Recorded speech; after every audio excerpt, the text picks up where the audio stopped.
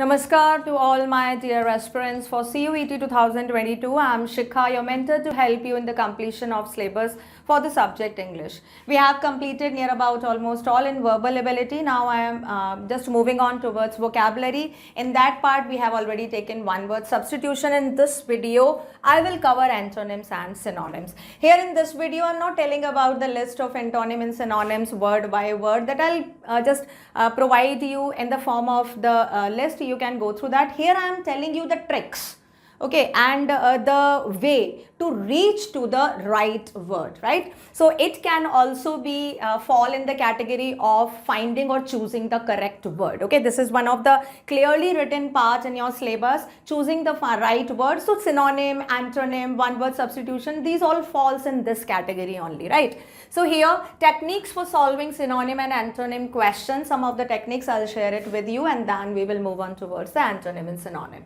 So number one is harder synonym antonym questions. Beware of trick choices. Can you spot the trick in the following example?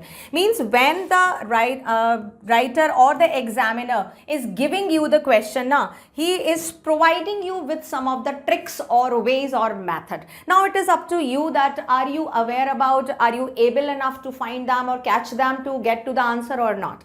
ठीक है, तो उन tricks के जरिए हमको पहचानना होता है. वो ट्रिक्स आपको आंसर तक पहुंचने में मदद करेंगी. अब वो ट्रिक्स जानने के लिए भी आपको वोकैबुलरी का इंफॉर्मेशन, उसकी नॉलेज होना बहुत ज़रूरी है. वो एक दिन में नहीं होती है. वो आप जब तक आपका अभी एग्जाम होता है तो just follow the advice that just go through the vocabulary, okay. रोज़ नए नए वर्ड याद करो, उन वर्ड को स्प्लिट करो, उनका मीनिंग जानने की कोशिश करो. Try to know their synonym and antonym. उसके सिमिलर और डिफर वर्ड याद करने की कोशिश करो जब तक आपका एग्जाम होगा. If you will just make the target कि मुझे रोज 5 वर्ड नए वर्ड याद करने हैं, तो it will be okay. Enough word you will have the collection till that. But बीच बीच में रिवीजन करना जरूरी है. ठीक है, चलो अभी चलते हैं.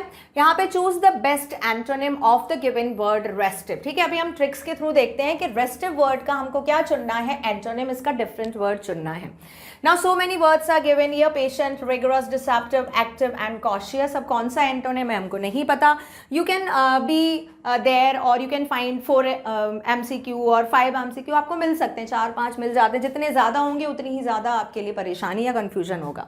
The word restive is tricky. अगर हम देखें तो रेस्टिव वर्ड थोड़ा सा ट्रिकी है because it sounds like it has something to do with rest. कोई भी होगा, 90% people will say that restive is related with rest, but therefore active would be the best antonym. अगर हम देखें active, अगर रेस्ट आप समझ रहे हो तो इसके अकॉर्डिंग तो एक्टिव होना चाहिए इसका best antonym. However, this is a trick. ये एक ट्रिक है because restive actually means restless. ठीक है, बिल्कुल अपोजिट हो गया, एकदम अपोजिट वर्ड है. मतलब रेस्टिव रेस्ट का ही अपोजिट है. अगर हम देखें तो इसका मतलब होता है restless. So the correct answer is patient. ठीक है, हमारा करेक्ट आंसर यहाँ पे क्या होगा, number 1, that is patient. A good antonym for restless. It is beneficial to familiarise yourself with the tricky words like restive. कैसे फैमिलियराइज करोगे, ये एक दिन का काम नहीं है. मैं अगेन कह रही हूँ आपको, आप कितना भी रूल्स एंड रेगुलेशन ग्रामर में आप बहुत अच्छे हो, you know about each and everything whatever is coming in the exam, but अगर आपकी वोकैबुलरी अच्छी नहीं है then you will stand nowhere, right. तो यहाँ पे देखो, means if nobody can say, जो वर्ड का मीनिंग है उसके लिए आप कोई रूल्स एंड रेगुलेशन नहीं लगा सकते हो. उसको बस लर्न करना है, उसका वही मीनिंग है, दैट्स इट. ओके, तो ये टू द पॉइंट होता है. वोकैबुलरी को आपको फैमिलियराइज करना होगा by strengthen and by learning every day. Okay, this is the work you can not skip, even think to skip. ठीक है, नेक्स्ट देखो, take a note of the positively and negatively charged answer choices. Yes, this will definitely help you. ठीक है, ये एक तरह से trick है या निमोनिक है जो आपको पहुंचाएगा आंसर की तरफ. It is possible to associate a negative or positive charge with almost any given word. किसी भी वर्ड का देखो आप, उस पर आपको मिलेगा ही मिलेगा कि भाई ये नेगेटिव या पॉजिटिव चार्ज है. नेगेटिव या पॉजिटिव मतलब ये पॉजिटिव सेंस बता रहा है, ये नेगेटिव सेंस बता रहा है. Try to discern whether each word in the following list has a positive और नेगेटिव और न्यूट्रल चार्ज. इसको हम पॉजिटिव आएंगे मतलब ये पॉजिटिव वर्ड है. ठीक है, then this is negative and this is called neutral, मतलब ये दोनों कैटेगरी में फॉल हो सकता है. अभी देखो, हमको सिनोनिम चुनना है मलाइंड. ठीक है, एक वर्ड है maligned. Now beneficent, magnanimous, then downtrodden, destitute and elegant. ये सारे वर्ड नए हैं, हमें कुछ नहीं आता. ठीक है, हमने एक भी वर्ड हमको समझ में नहीं आ रहा है, अगर हम इसमें समझ में आ रहा है लेकिन इसमें तो हमें कुछ भी समझ में नहीं आ रहा, तो कैसे करेंगे, चलो अभी आगे देखते हैं. In the example we are trying to find the best synonym for the word malign, so we should begin by ascertaining its charges. यहाँ पे हम उसको चार्ज को ascertain करेंगे, यानी कि चार्जेस लगाएंगे हर शब्द पे. द प्रीफिक्स मल, अगर आप देखो ये जो मल है, प्रीफिक्स का मतलब क्या होता है, the word that is coming before the word, जो पहले आता है, मतलब रूट वर्ड अलग होता है, प्रीफिक्स अलग होता है, उसमें जोड़ के नया वर्ड बना दिया. तो यहाँ पे जो जिन वर्ड में भी मल आ रहा है उसका मतलब क्या होता है कि ये ज्यादातर नेगेटिव चार्ज दे रहा है. ठीक है, जहां पे भी आपको मल से रिलेटेड वर्ड मिलेगा, जहां पे भी जिस वर्ड में भी मल लगा होगा तो वहां पे वो नेगेटिव फीलिंग कराएगा. Therefore the answer will likely have a positive charge. इसीलिए हम क्या बोलेंगे, आंसर क्या होना चाहिए, will have a positively charge. यहां पर let's go through the list, see how each word is charge. एक एक करके देखते हैं. Beneficent is positive. ठीक है, बेनिफिशिएंट से लग ही रहा है कि भाई बेनिफिशियल, इतना तो सब जानते हैं, बेनिफिट तो ये पॉजिटिव से रिलेटेड है. देन मैग्नानिमस, यहाँ पे मल नहीं है, magnanimous is called very vast, huge, तो again it is positive. Downtrodden, अब डाउन का मतलब ही नेगेटिव होता है, तो ये नेगेटिव चार्ज वर्ड है. डेस्टिट्यूट भी, जहां पे भी डेस्ट से रिलेटेड आता है वहां पर भी हमेशा नेगेटिव चार्ज आप देखते हो, नेगेटिव चार्ज लगेगा. Elegant is called, this will fall in neutral category. ठीक है, एलिगेंट मीन्स जनरस और काइंड, और वी कैन से ना थोड़ा सा डोसाइल टाइप, तो एलिगेंट न्यूट्रल कैटेगरी में फॉल होगा. Now, after labeling each, we are left with two words that are positively charged. अब यहाँ पे दो वर्ड हैं जो positively charged है, beneficent and magnanimous. ठीक है, दो वर्ड कौन से हुए, beneficent and magnanimous. Even if you don't know the meaning of any answer choices, you have narrowed your choice down to two, are left with the 50% change of the answering correct. आपको नहीं पता है, ठीक है, but हमने positive और negative charge करके इतना कर लिया कि भाई चलो हम वर्ड के बारे में थोड़ा सा पहुंच गए कि भाई जो हमारा ये मलाइंड है, तो यहाँ पे मलाइंड से रिलेटेड कौन सा वर्ड हो सकता है. तो यहाँ पे हमने इतना सब कुछ करके पॉजिटिव और नेगेटिव के थ्रू हम 50% वर्ड्स को हमने वी कैन से ना just move out from the category. The same concept as we have seen ना in KBC, जिसमें कि भाई you are left with the 50-50, यानी कि दो चॉइस. तो इट्स वेरी इजी, मतलब थोड़ा तो इजी हो जाएगा आपके लिए. अगर आप दो चॉइसेस से पढ़ो, 5 से भाई आप 2 पे आ गए, तो it obviously you have made this thing easier for you. तो यहाँ पे क्या होगा, answering correctly, this is a quick technique that can be very beneficial that attempting to answer the question with several words like you are unsure about.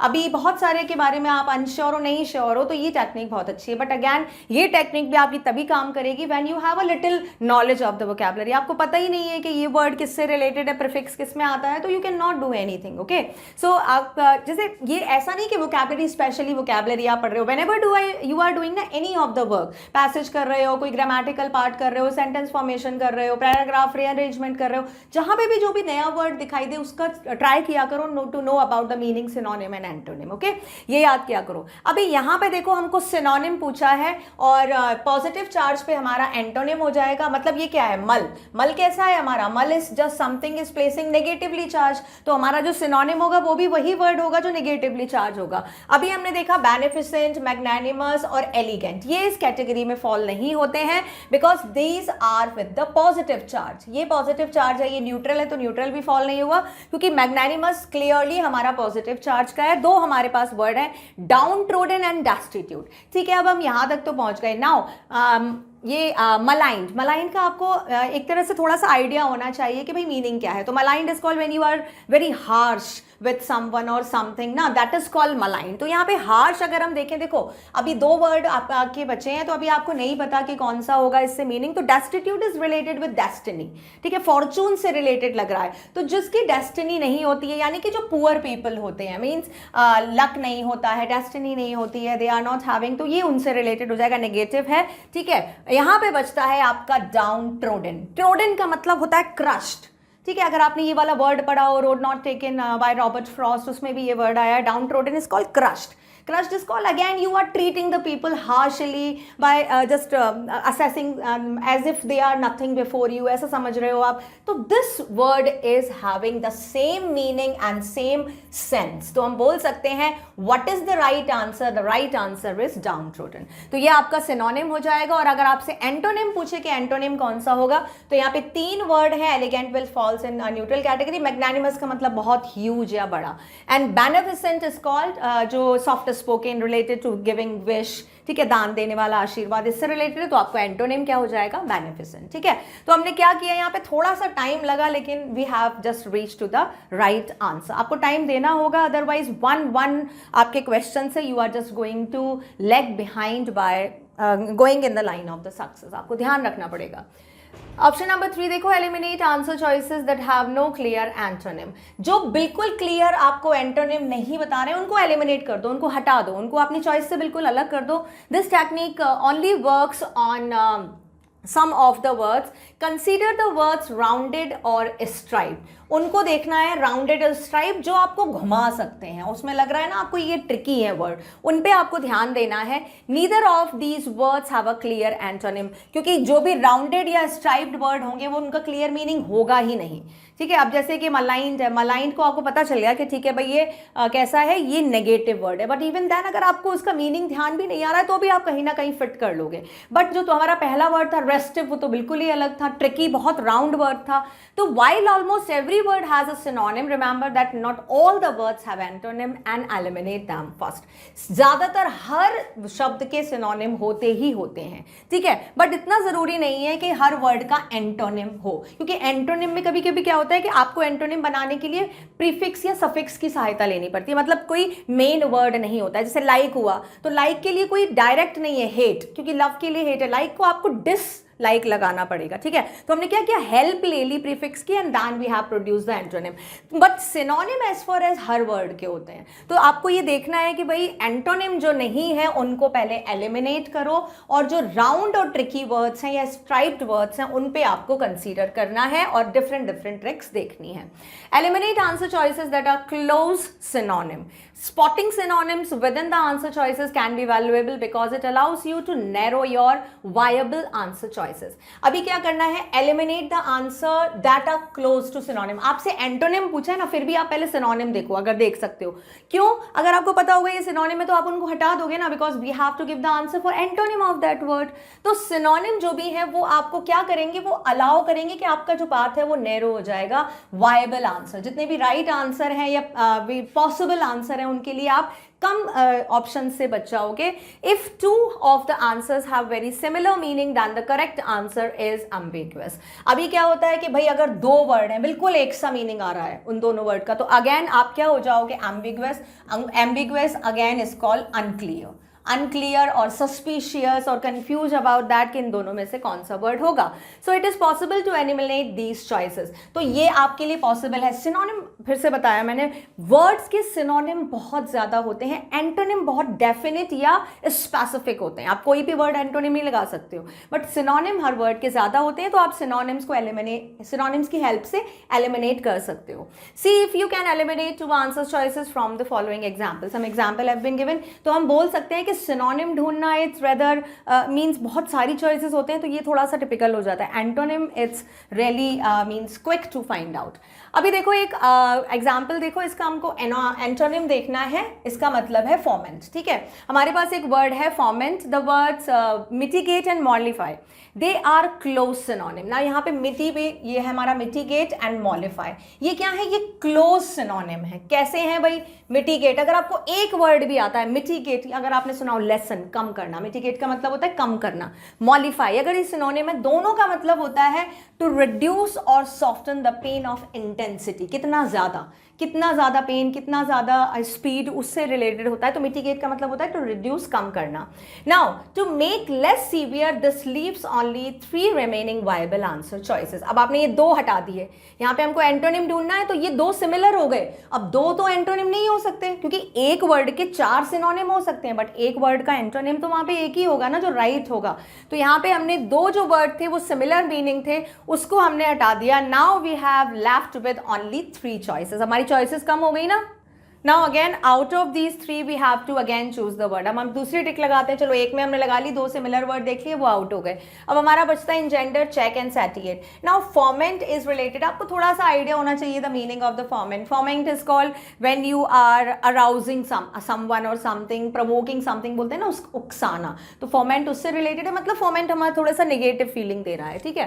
तो here अभी आप देखो check, check is having no sense with it. Foment is called when arousing या provoke करना, तो check यहाँ पे थोड़ा सा न्यूट्रल फॉल कर रहा है, तो ये नहीं होगा। Satiate is giving you the feeling of satisfaction, जहाँ पे सेट से रिलेटेड वर्ड ज्यादातर पॉजिटिव उसमें फॉल होते हैं। देखो ऐसा नहीं कि जो भी मैंने आपको ट्रिक बताई है, you can use all the tricks in one, क्योंकि आपको तो 1 या 2 फेस करने हैं, तो you can use all the tricks in one. जो भी ट्रिक काम कर जाए आपका आंसर आना चाहिए बस, ठीक है। तो ये हमारी ट्रिक हो गई। Satiate again it is giving a positive charge, satisfaction का फील आ रहा है। नाउ इन जेंडर, अभी ये जो वर्ड है ये आता है आपका राउंड या ट्रिकी या स्ट्राइप्ड कैटेगरी में। वाई? बिकॉज जेंडर आप हमेशा उसको क्लिक करोगे जेंडर से, it is related with the gender, related with the feminine or masculine, but it is not. Again engender is having the same meaning, is called that is provoke, ठीक है। तो ये हमारा इसका antonym होगा इन gender, जिसका मतलब होता है अराउज या प्रोवोक या किसी को उकसाना, टू रेज, हाई करना, इस तरह से। तो ये दोनों हमारे जो वर्ड हैं वो कैसी फीलिंग दे रहे हैं? नेगेटिव फीलिंग दे रहे हैं। That's why the right answer will be in gender. Because अगर आप जेंडर देखो तो जेंडर में ज्यादातर डिफरेंस आता है। इन जेंडर मतलब ये इंटेंसिटी को बढ़ा दिया, ये नेगेटिव वर्ड है। Use your knowledge of Roman languages, for example the Spanish words malo means bad. जहां पे भी मैलो या मल आ जाता है, अभी हमने पढ़ा था ना, उसका मतलब मल होता है। This is a common root for many negatively charge words. अभी बहुत सारे वर्ड्स हैं नेगेटिवली, जिनको नेगेटिवली थे कौन कौन से हैं? मेलिग्नाइट, यहाँ पे मल आया है। देन मेलिगेंट, ये रहा मल, मल प्रॉस्परस ये आया, malediction, then malevolent, then malicious, then malfunction. In addition, ये सारे नेगेटिवली चार्ज वर्ड है, इनमें मल आ रहा है, ठीक है।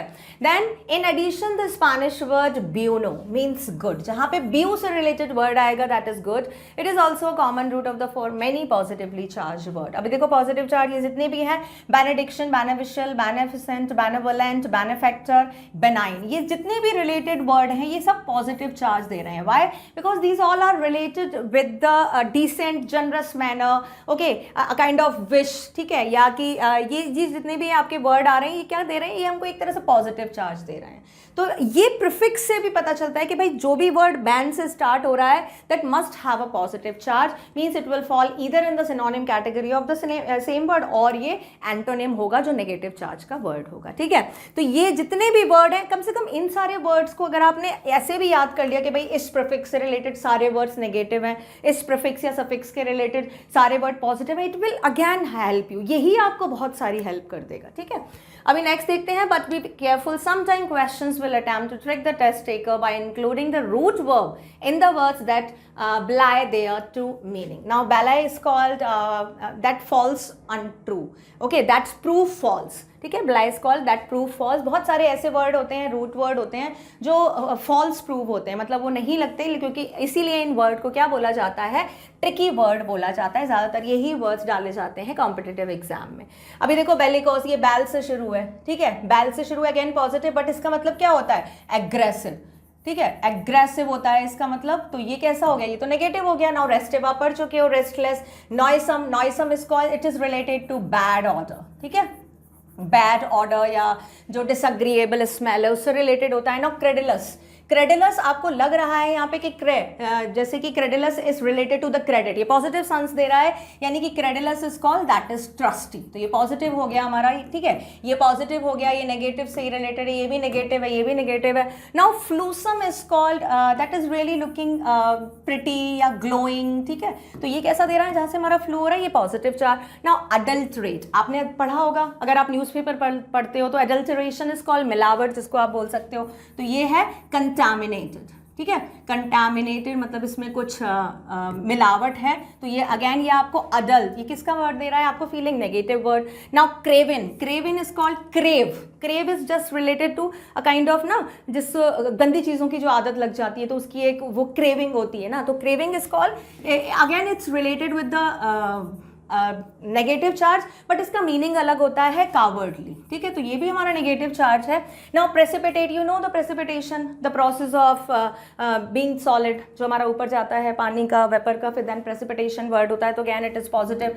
And again this is prosaic. Prosaic again it's a negative word, prosaic, जिसका मतलब होता है जब हम जाते हैं तब फेकनेस की तरफ, मतलब एक ही चीज़ की तरफ हम जा रहे हैं, कुछ नया ट्राई नहीं कर रहे हैं। कैसा हो गया है, थोड़ा सा आप बोल सकते हो फेक हो गया है, या मोनोटोनस। मोनोटोनस मतलब एक ही जैसा, बोरिंग। तो ये प्रोसोइक भी एक नेगेटिव फीलिंग दे रहा है। अभी अगर आप यहाँ पे देखो तो जो नेगेटिव हैं, जो पॉजिटिव हैं, बट उनमें कुछ ट्रिक्स है। कुछ लग रहे हैं बेल, जैसे कि बेल स्टार्ट है, पॉजिटिव होता है बट ये नेगेटिव है। Now rest is looking as positive but ये नेगेटिव है। Now noisome, again it's bad order.